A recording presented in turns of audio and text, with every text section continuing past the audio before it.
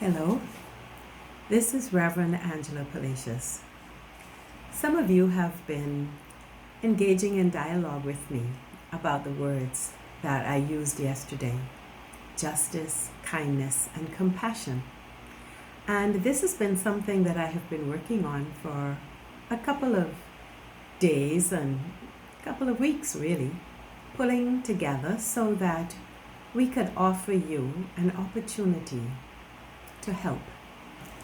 Hence, helping hands, helping to make other people's lives better. Some of you are already actively engaged in your own parish outreach or your own church outreach, if you are from another denomination, or you've been engaged in assisting in the community. But if you've held back, just waiting for the right time, or if you feel moved now that we have passed the first 3 months and we recognize that it's going to be a long, hot, challenging summer, you may feel that you are in a position to help another family.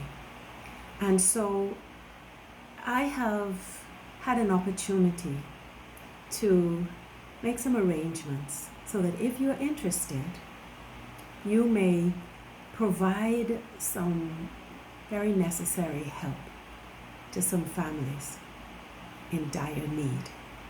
And so I'm going to share with you something that I've written so that I won't forget. And it reads as follows, but I'm also going to send it to you in WhatsApp form as well. The Anglican Diocese of the Bahamas and the Turks and Caicos Islands has a COVID-19 social outreach fund. We are partnering with Reverend Cheryl Carroll from Antioch Baptist Church. And we're going to assist some families in the community who are in dire need of assistance.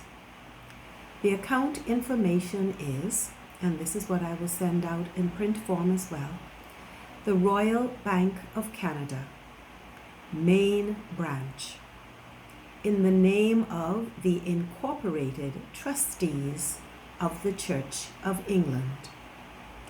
The account transit number is 05625 and the actual account number is 2668705. And so, as I said, I will send this out so that you can see it in print form. But I want you to think about what it means to help someone else to have a life. Perhaps to keep their apartment.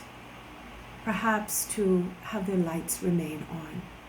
Perhaps to know where groceries are going to come from this week. Whatever is going to be the main need, it will be identified and the families will be provided with what they need. The bills will probably be paid for them. However it's arranged, I want you to know that it's going to be going to persons who will not know who you are, but God will know.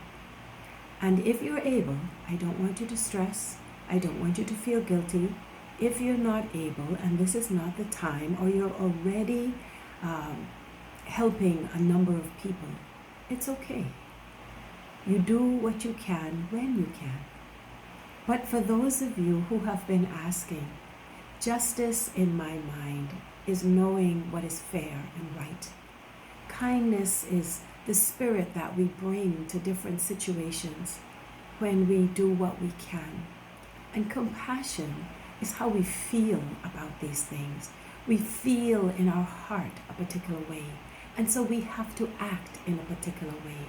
And when we see systems or situations that are created by injustice, then we feel that we have to do something about it. We can't just put band-aids on. We can't just keep helping people when we could teach them to fish, or we see who is taking their fish off their line. So whatever it is, at whatever level of contribution that you can make, let us do that. We want it to be that every person in our country has the opportunity to have some basic quality of life. We want them to be able to have an opportunity to provide for themselves, if we can at all make that possible. But in the meantime, we must alleviate suffering. We cannot leave our people to just fend for themselves in such challenging and for some tragic times, because they planned well and they did what they could and they were doing well.